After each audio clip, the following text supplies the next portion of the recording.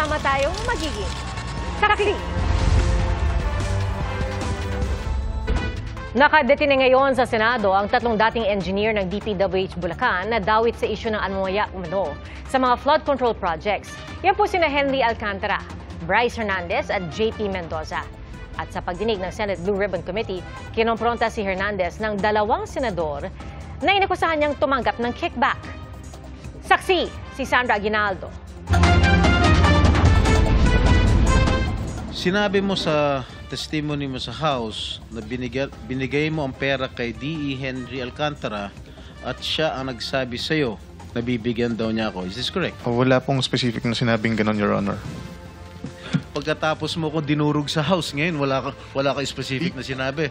Kinompronta ni Senador Jinggoy Estrada si dating DPWH Bulacan 1st District Assistant Engineer Bryce Hernandez kaugnay ng alegasyon nitong tumanggap ang senador ng kickback mula sa flood control projects. Sabi ni Hernandez sa Kamara, isang staff daw ni Estrada na nagngangalang Beng Ramos ang nagdala ng obligasyon o lagay mula sa WJ Construction matapos makakuha ng proyekto sa Bulacan. Itinanggi ni Estrada na may staff siyang Beng Ramos. Paano niya malalaman ng staff ko si Beng Ramos? How will he know?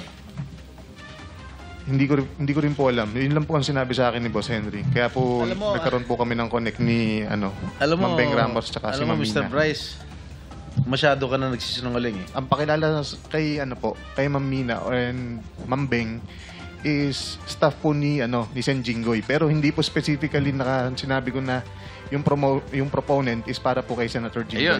Hindi po, ibang projects po yung sinasabi ko na nakatag po kay Senator Jinggoy, hindi po yung specifically noong 2022. Ang tinutukoy na boss ni Hernandez ay si dating DPWH Bulacan 1st District Engineer Henry Alcantara, pero itinanggi rin niyang nakatanggap siya ng pera para ibigay sa politiko. Respectfully deny po yung sinasabi niya na binigay niya po sa akin na may mga ganun pong issue, Your Honor. So tama si Senator Lacson, the burden of proof lies with you, Mr. Hernandez.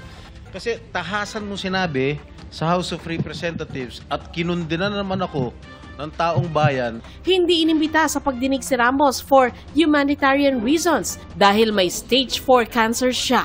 Dumalo naman sa pagdinig si Mina Jose ng WJ Construction. Paglilinaw niya, siya ang ka-message ni Hernandez at hindi si Ramos.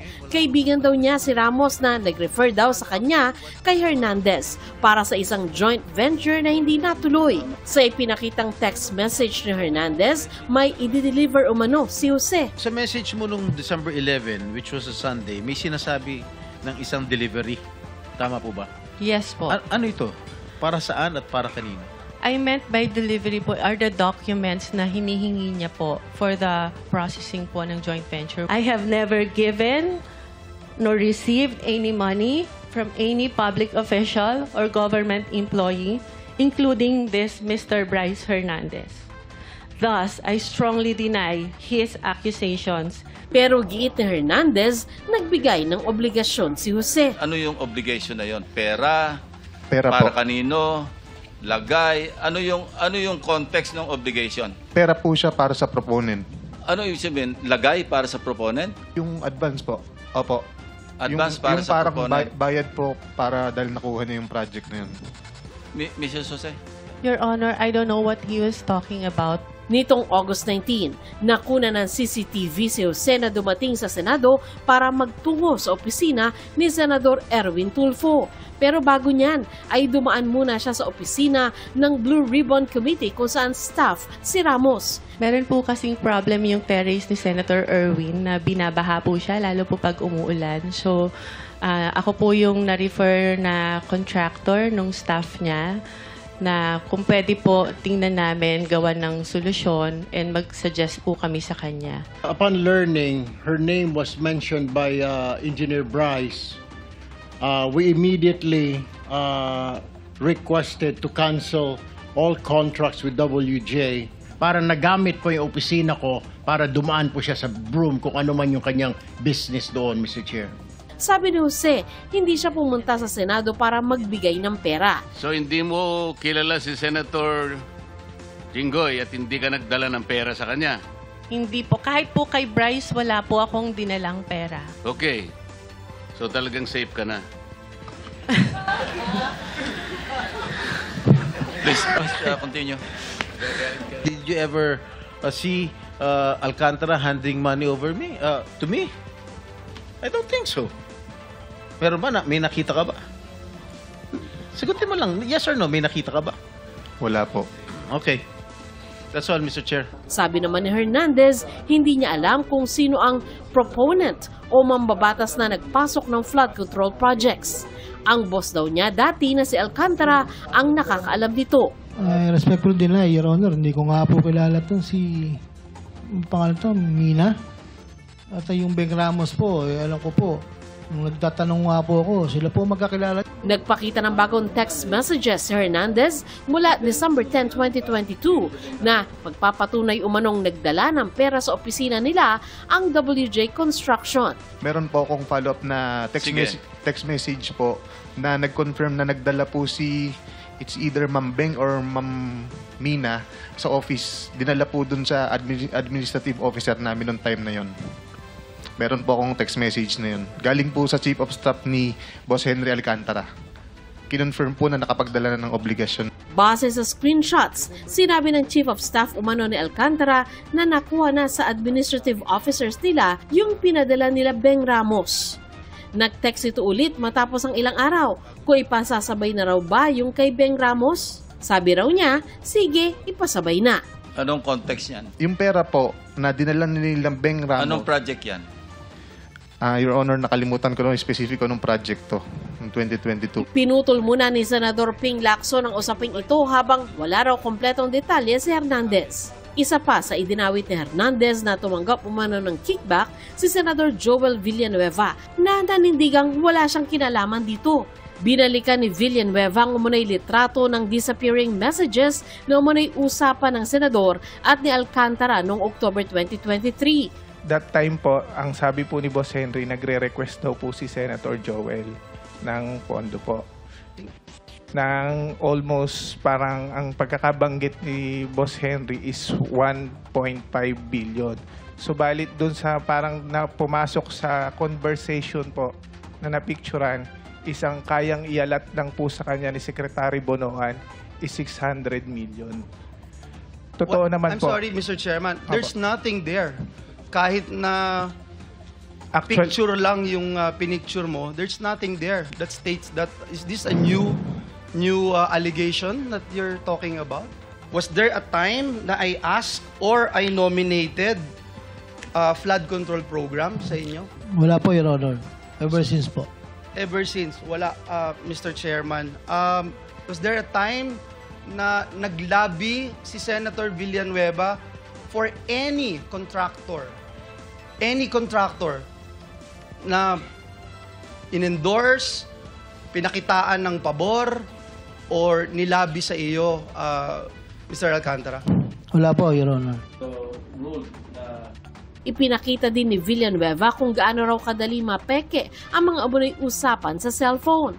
Bryce and JP, nakita nyo kanina yung pinakita kong video. Hindi ba ganun kadali gumawa? Yes or no lang?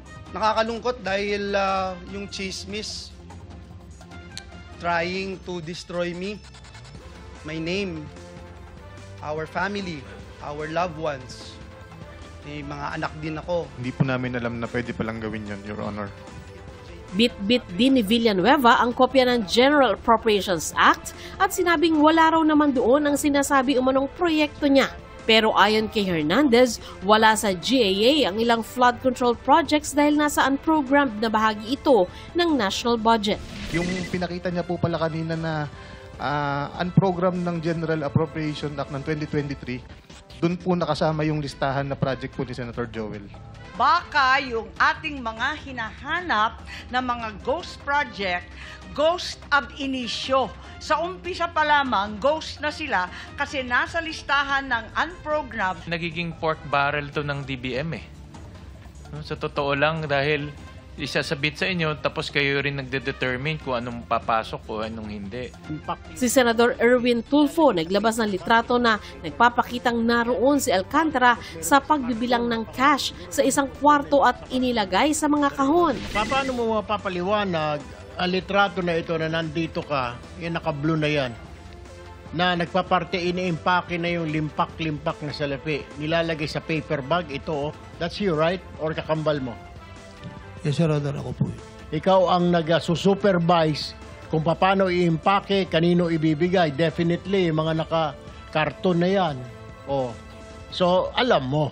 Yes, Your Honor. Ayon kay Senate Blue Ribbon Committee Chairman Ping Lacson, ang mga cash ay isinugal ng tinaguriang Bulacan Group of Contractors o BGC Boys sa casino bilang paraan ng money laundering. Sa pagtingin sa isang litrato, isang dating kongresista ang idinawit ni Hernandez. Hindi, sabihin mo na lang, para kanino itong mas ano malapit po, ito? ang nakalagay po dyan is Mitch po. Kung hindi po na mali pagkakatanda ko, ang sabi po dyan ni boss, para po kay Mitch Kahayon po yata yun. Dating kongresista si Mitch Kahayon Uy na kinukuha pa namin ang panig. Sa pagdinig, iginiit ni Alcantara na project engineer at implementing section chief ang nakakaalam at unang pumipirma sa proyekto. Sa amin po kasi, pag po nakapirma na po kasi yung mga nasa baba po sa akin, pinipirmahan ko na po yun. Pero git ni Hernandez, magkakasabwat sila sa modus sina Alcantara, Engineer JP Mendoza at Engineer Paul Duya. Ano po ang naging papel ni JP Mendoza dito? Siya ba ang arkitekto? Isa sa mga arkitekto na modus?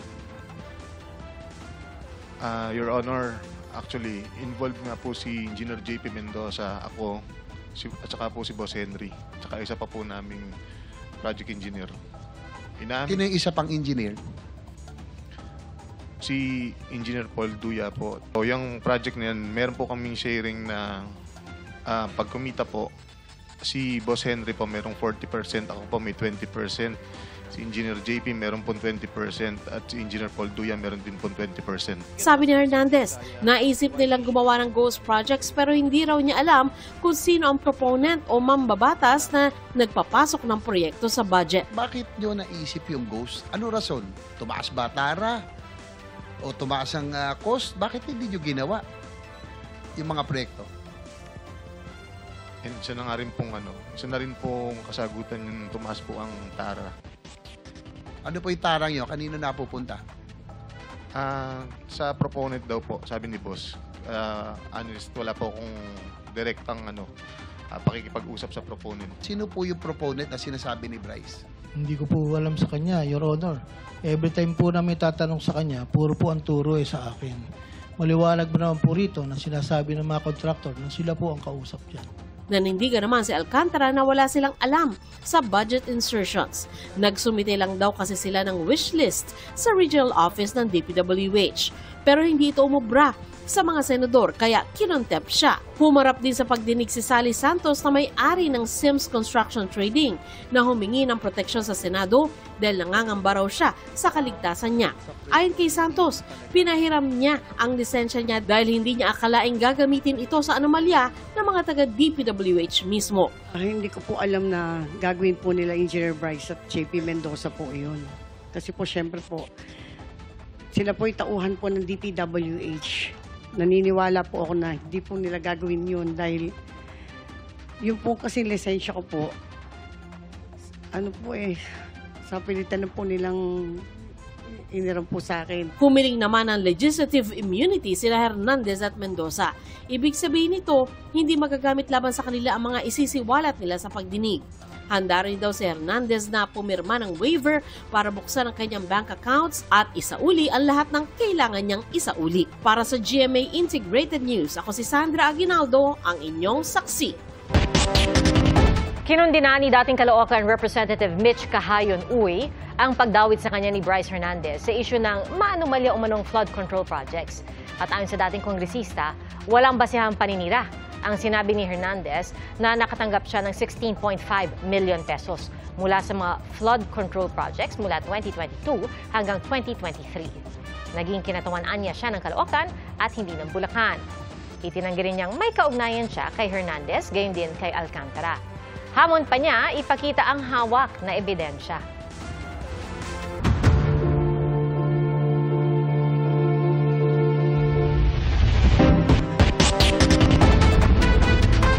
Cited in contempt sa Senado ang kontratistang si Pacifico Curly Discaya II.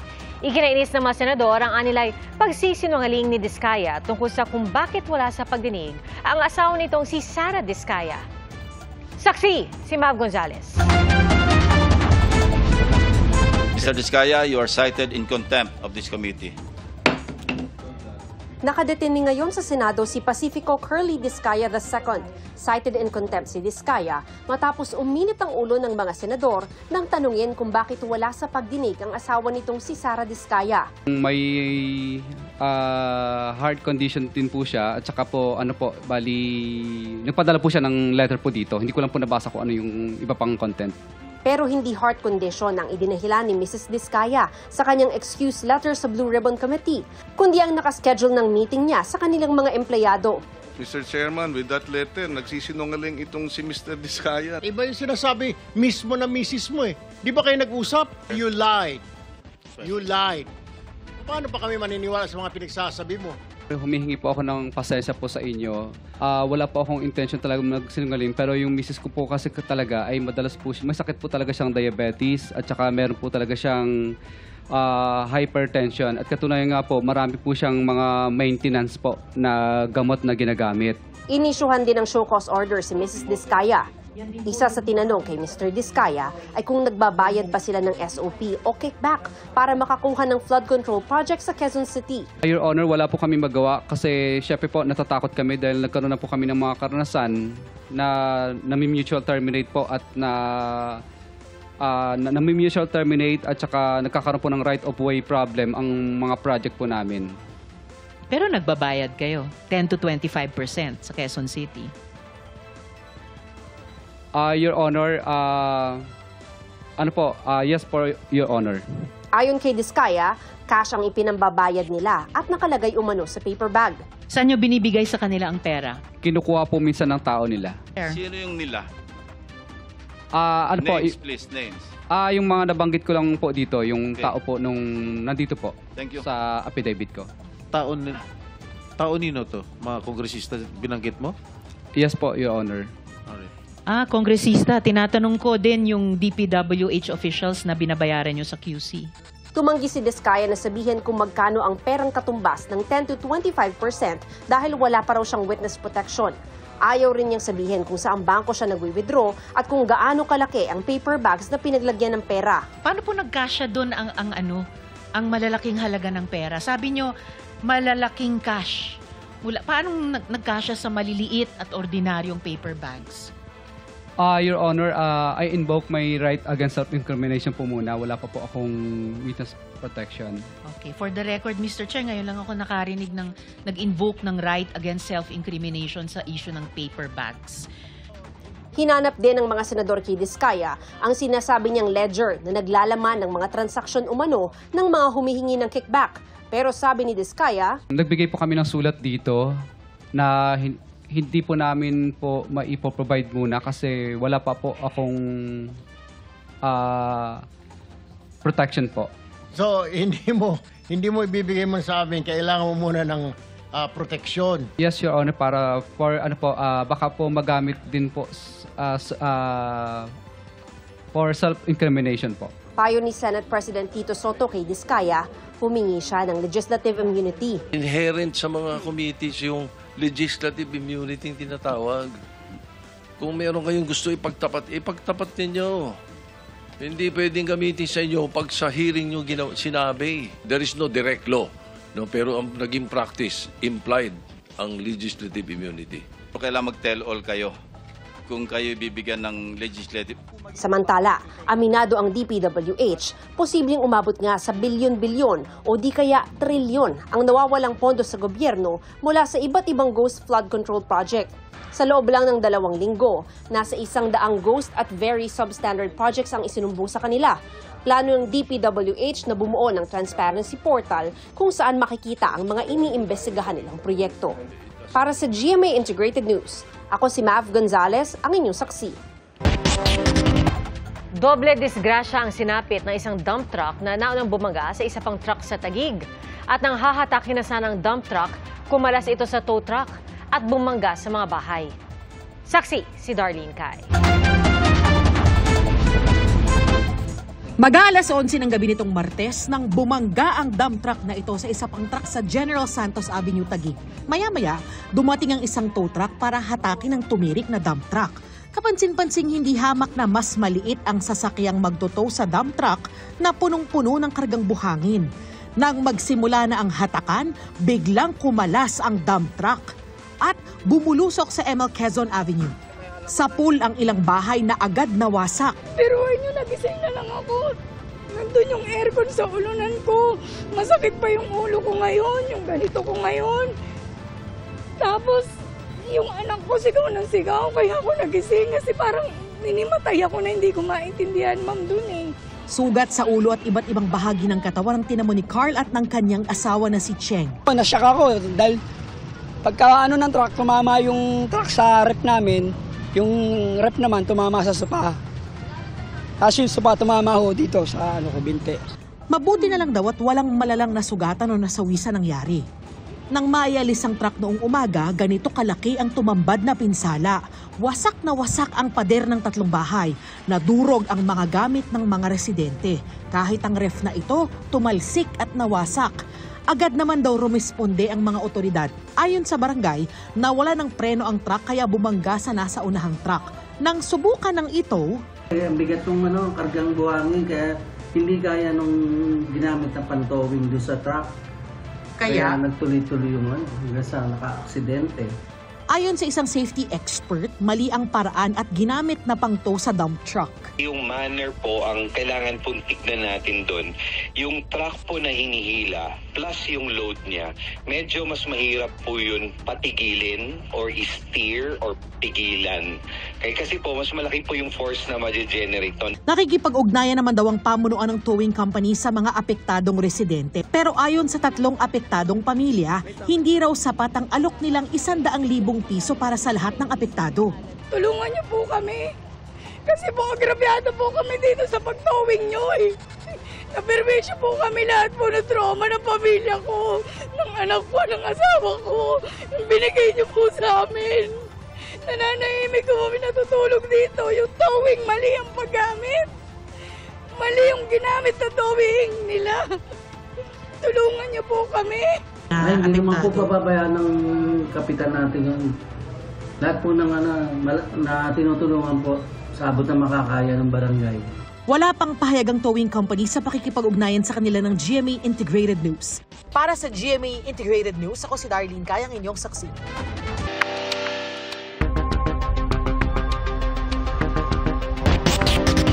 Naghain ng kontra-salaysay si Gretchen Barreto kaugnay ng kinakaharap ng mga reklamo sa kaso ng mga nawawalang sabongero. At dumating din ang kampo ni Atong Ang sa preliminary investigation pero walang inihain na kontra-salaysay. Saksi si Salima Refran.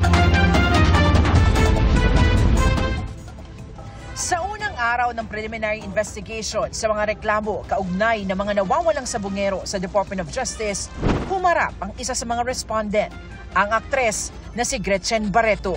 Sa lahat ng respondent, siya lang ang bukod tanging naghain ng kontra-salaysay. Accusations against Ms. Barreto stands on nothing. And if you look at the complaint affidavit, it's actually recognized, the accusations against her are actually recognized as allegations, unsubstantiated, unproven.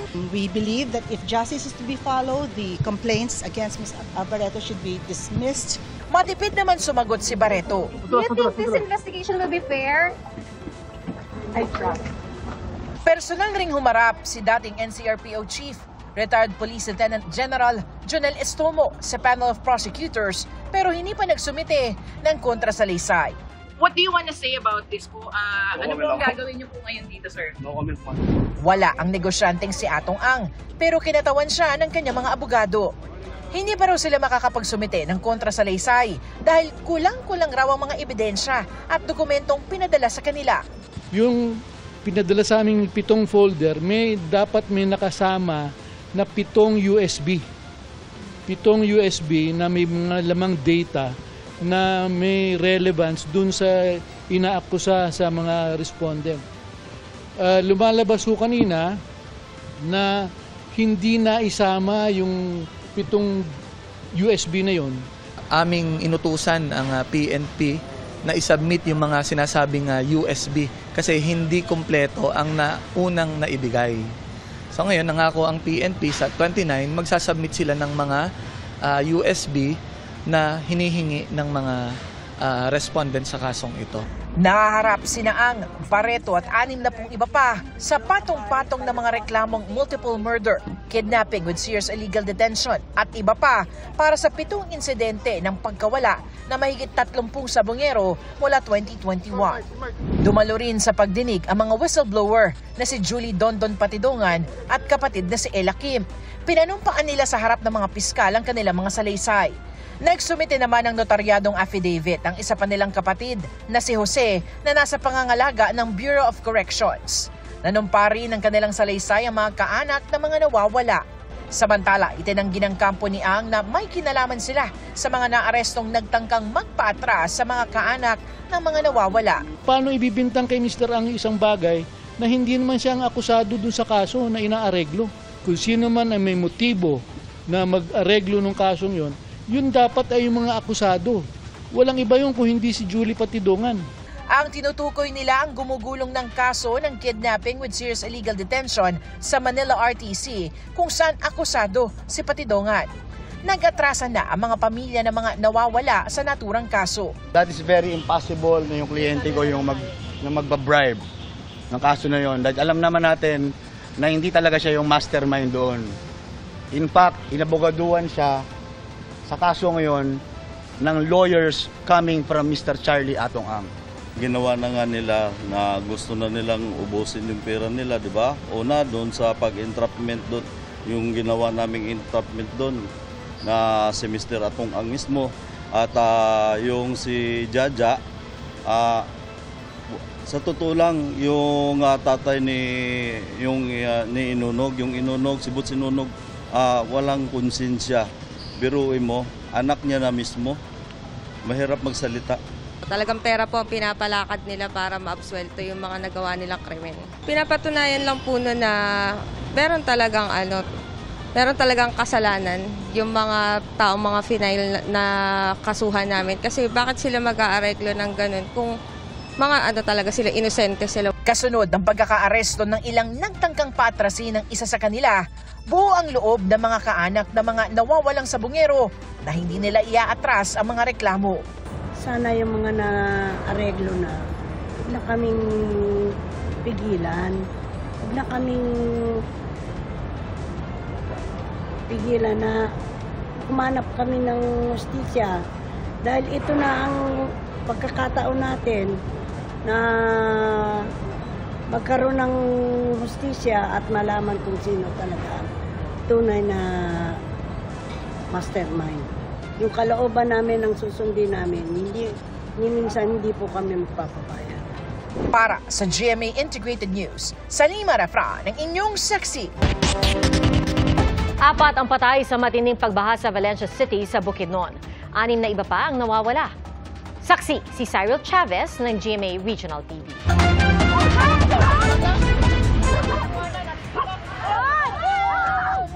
Malakas ang hampas ng alon at mataas ang baha sa barangay poblasyon sa Valencia City, Bukidnon.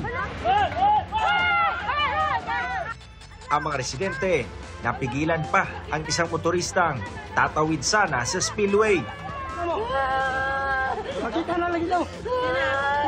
Labis naman ang hagulgol ng babaeng yan na balot sa putik matapos anurin ng baha ang kanyang anak. Guys, ang tulay, wala na. Sa lawak ng baha, umapaw ang tulay at stranded ang mga residente.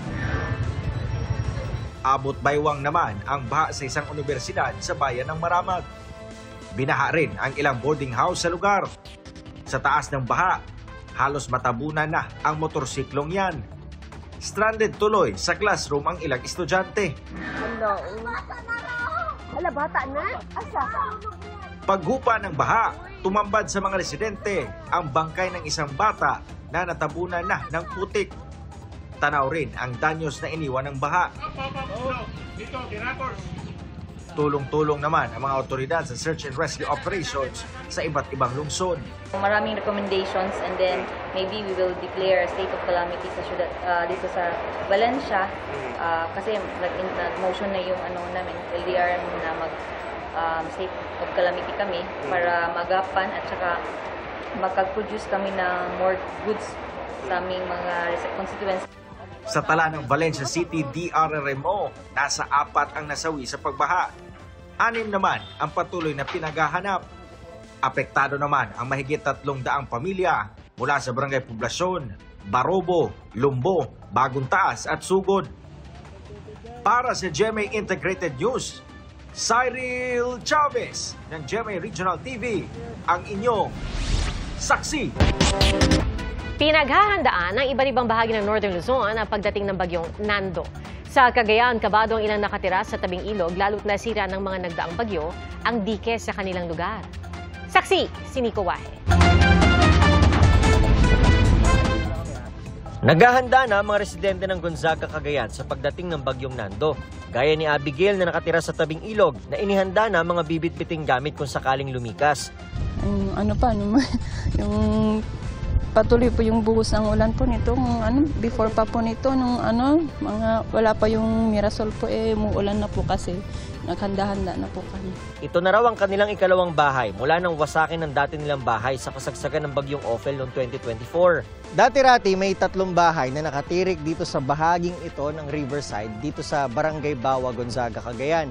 Pero nang dahil sa bagyong Ophel noong nakaraang taon at sa bagyong Krising nito lang Hulyo, ang mga bahay tuluyan nang nawala at ang isa sa kanila, heto na lang ang natira. Labis tuloy ang nararamdamang takot ng mga residente na nakatira sa gilid ng ilog dahil tuluyan nang gumuho ang diking protection sana sa baha. Kagabi sir, lakas ng ulan. Tapos bandang mga 12 siguro sir, nung nakita namin ganyan na. Nag-alalaglagan na yung mga tinabon dati sir na nung nakarang buhangin yata yun sir. Nakakatakot po yung tunog ng rumaragasang tubig. Ilang bagyo na kasi dumaan wala man lang inaasikaso. Dating may dike sa bahaging ito ng ilog dito sa may Barangay Bawa sa Gonzaga, Cagayan. Pero nang dahil sa bagyong Ophel noong nakaraang taon at bagyong Krising nitong Hulyo, tuluyang nasira ang dike. At kagabi lang, mas nadagdagan yung takot ng mga residente dahil itong bahagi naman na ito ay tuluyang gumuho. Ayon sa barangay, nakipag-usap sila sa munisipyo para magawa ang dike. Baka simulan na po nitong 2026 po. Yun lang po naman ang sabi sa amin. So umaasa kami na sana po matuloy na. Naghahanda naman ang mga otoridad ng mga solar panels na ilalagay sa mga evacuation center. Nakahanda na rin ang mga paunang relief goods, hygiene kits at mga lutuan. Bantay sarado naman ang mga nasa coastal areas at tabing ilog. Kumbaga island barangay na surrounded by water kasi yan, Babuyan Channel, saka Bugay Lagoon and Mission River. Saka buhanginan kasi yan, walang mataas na parte siya. Pansamantala namang hindi madaanan ang Pinakanawan Overflow Bridge sa Tuguegarao City matapos bahain, kaya inabisuan ng mga otoridad na dumaan muna sa mga alternatibong ruta. Umapaw rin ang tubig kaya binahari ng Anafunan Bridge sa Etiaga, Isabela, gayon din ang Bukab Overflow Bridge. Nagkaroon naman ng clearing operation sa bayan ng San Agustin nang gumuho ang lupa sa Barangay Bautista. Sa bayan ng Cabatuan, inilikas sa Barangay La Paz ang mahigit 70 residente na nananatili ngayon sa evacuation center. Nasa 100 bahay naman ang binaha mula sa 6 na barangay sa Kasiguran, Aurora. Ang ilang kalsada nagmistulang lawa dahil sa taas ng baha. Nakataas na sa red alert status ang Pangasinan PDRRMO bilang paghahanda sa pagdating ng bagyong Nando. Nakahanda na rin ang mga gagamitin nilang rescue equipment. Sa bayan ng Binmali, sinamantala na ng mga residente sa Barangay San Isidro Norte ang pangingisda. Payo ng PDRRMO sa mga lokal na pamahalaan, magpatupad ng preemptive evacuation kung kinakailangan. Para sa GMA Integrated News, ako si Nico Wahe, ang inyong saksi. Iginiit ni Congressman Paulo Duterte na walang ghost project sa Davao City.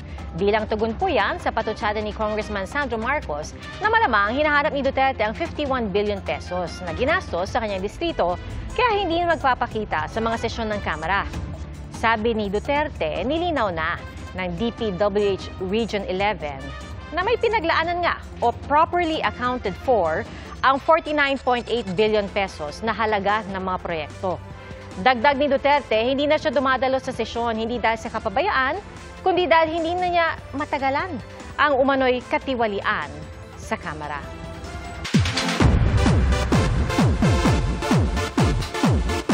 Sama-sama ulit sa isang proyekto ang mga ex-PBB housemate. Sa Oktubre, magsisimula ng taping para sa The Secrets of Hotel 88. Narito ang showbiz saksi ni Aubrey Carampel.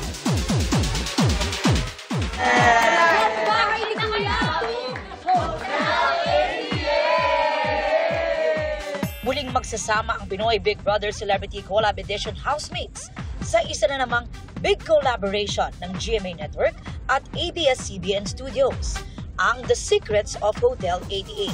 Tapok dyan sina PBB big winners Mika Salamanca at Brent Manalo, Will Ashley, Ralph De Leon, Esmir, AZ Martinez, River Joseph, Dustin Yu, Bianca De Vera, Josh Ford, Kira Ballinger, at Cyril Manabat.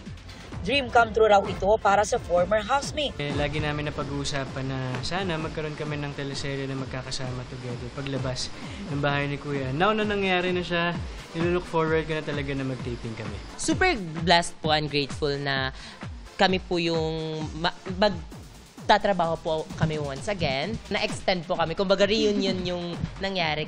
At para paghandaan ang bagong proyekto, sumailalim din sila sa workshop. Sobrang grateful kami na nabigyan kami ng chance na mag-workshop and matuto, i-unlock yung mga skills and mag-explore pa ng mga bagong techniques. Parang nakikita na po namin yung magiging dynamics namin kahit na parang teaser pa lang po siya sa magiging work namin sa lock-in. Para rin itong warm-up for when we shoot the show. Perfect casting nga raw kung ituring ni Mika ang project, lalo't komportable na sila sa isa't isa. Yung na-build po namin sa loob ng bahay ni Kuya, pwede po namin siyang i-showcase dito sa bagong palabas na po na to. Taos-pusong pag-ensayo para dito kasi yun nga daming kailangan maramdaman na emosyon, yun nga family drama, mystery, love, friendship, and a lot more. Excited na rin ang lahat na magtrabaho this time, hindi para ipakita ang kanilang totoong sarili, kundi ang kanilang galing sa pag-arte. It's gonna be thrilling, lot of love stories, and all about friendship also. So, a lot of elements yung mangyayari sa show na to. Working with GMA is always such a pleasure. So, yung to be able to be part of such a collaboration, it's isa siyang malaking privilege bilang isang artista. This October na magsisimula ang taping para sa collab project. Once we get the full script na po talaga, that's when we can really dissect the character and the story po. I think it'll be fun. Yes, it's work, pero we'll still try to enjoy para maganda yung mapakita on screen. Sa lahat na naghihintay para sa project namin na to, ito na yun. It's coming soon. We are going to prepare so hard for this.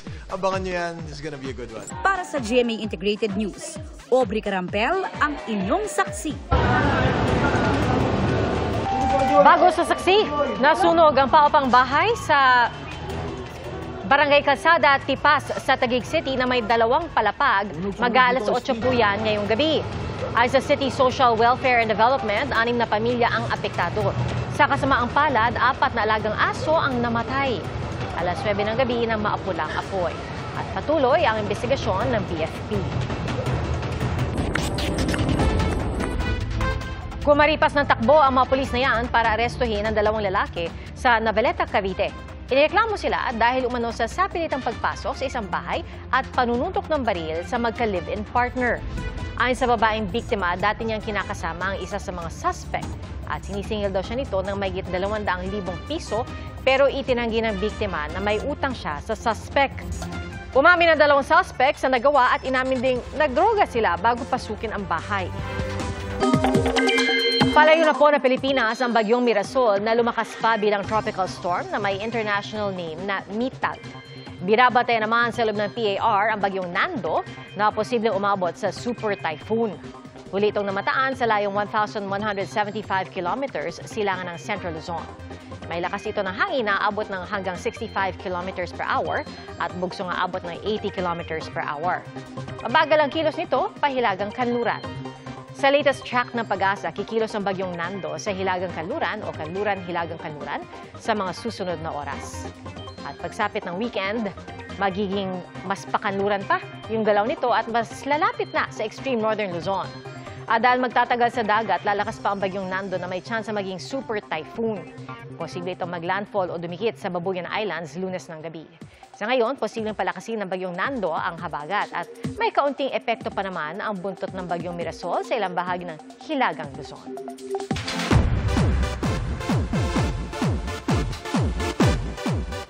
Muling magsasama-sama ang Sex Bomb Girls sa isang concert sa Disyembre.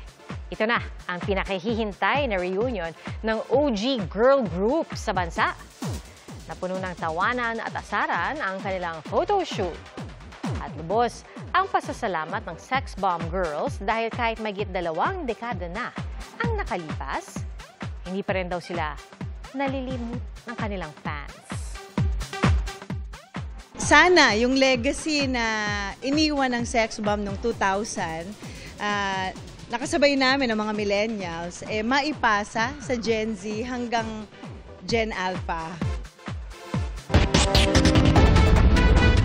Mga kapuso, salamat po sa inyong pagsaksi. Ako po si Pia Arcangel para sa mas malaki misyon at sa mas malawak na paglilingkod sa bayan. Mula sa GMA Integrated News, ang News Authority ng Filipino. Hanggang bukas, sama-sama po tayong magiging saksi!